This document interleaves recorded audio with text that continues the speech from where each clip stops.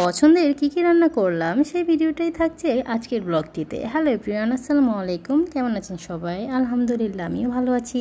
রোজার মাসে শাকসবজি তেমন খাওয়া হয় না, একটু ভুনা টাইপের রান্নাবান্নাই বেশি করা হয়। তো এই শাকগুলো আমার খালাতো ভাই দিয়ে গিয়েছে, তাদের গাছ থেকে পেরে এনেছিল।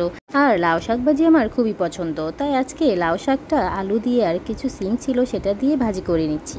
লাউ শাক ভাজিটা আমার অনেকই ভালো লাগে। তো লাউ শাকটা আমি সবুজ সবুজ করে রান্না করতে পছন্দ করি। তো আমি ঢাকনা দিয়ে ঢাকি না, কারণ ঢাকনা দিয়ে ঢাকলে শাকটা লাল লাল হয়ে যায় আর তখন দেখতেও ভালো লাগে না। লাউ শাকটাকে আমি আগে সিদ্ধ করে নিয়েছি, তারপর আমি তেলের মধ্যে রসুন, শুকনা মরিচ আর পেঁয়াজ দিয়ে ভালো করে একটু লাল করে নেব। তারপর আমি সিদ্ধ করে রাখা শাকটাকে দিয়ে দিব। আর এই শাকটাকে দেখতে খুবই সুন্দর লাগতেছিল, এত সবুজ লাগতেছিল।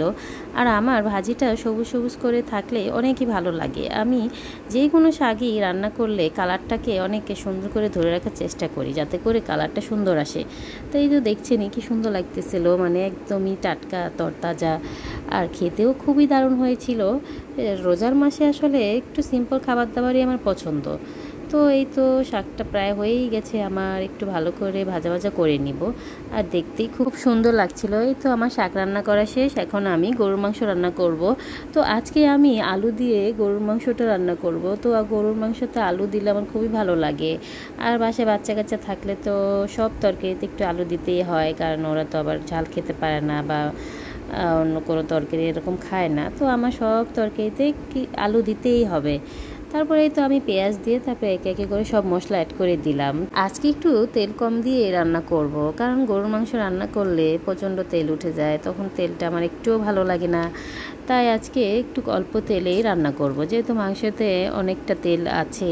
তো এই তো আমি মশলাগুলো দিয়ে তারপর গরুর মাংসটা দিয়ে ভালো করে কষিয়ে নিব, কারণ গরুর মাংসতে মশলাগুলো এত কষানো দরকার হয় না, মেখে বসালেও হয় আবার এভাবেও দিলেও হয়। তো আমি ঝটপট করে রান্নাটা করে ফেলতেছি, যেহেতু রোজার মাস, সারাদিন অনেক কাজ থাকে আর রাতে রান্না করা পসিবলও না। তো এই জন্য আমি দুপুরেই রান্নাটা কমপ্লিট করে রেখে দেই। আর এই তো একটু গরম পানিও দিয়ে দিলাম কষানোর মধ্যে, একটু ভালো করে কষাবো। তো লামিসার জন্য একটু ঝাল কম দেওয়াই হয়, এত বেশি ঝালও দেইনি। তো এই তো আমি আলুও দিয়ে দিলাম, আলুটা দিয়ে ভালো করে কষিয়ে নিব। আর গরুর মাংসতে আলু দিলে আমার অনেক বেশি ভালো লাগে। তো এই তো আমার কষানো শেষ, এখন পানি দিয়ে দিলাম। গরুর মাংস রান্নাটা আসলে অনেক সহজ, এত ঝামেলা না। তো আমার যখন ঝামেলা বেশি মনে হয় তখন আমি মাংসই রান্না করি। তো এই তো আমার রান্নাটা প্রায় হয়ে গেছে, এখন টালা জিরার গুঁড়াটা দিয়ে দিলাম। টালা জিরার গুঁড়া দিলে মাংসের স্বাদটা অনেকটা বেড়ে যায়।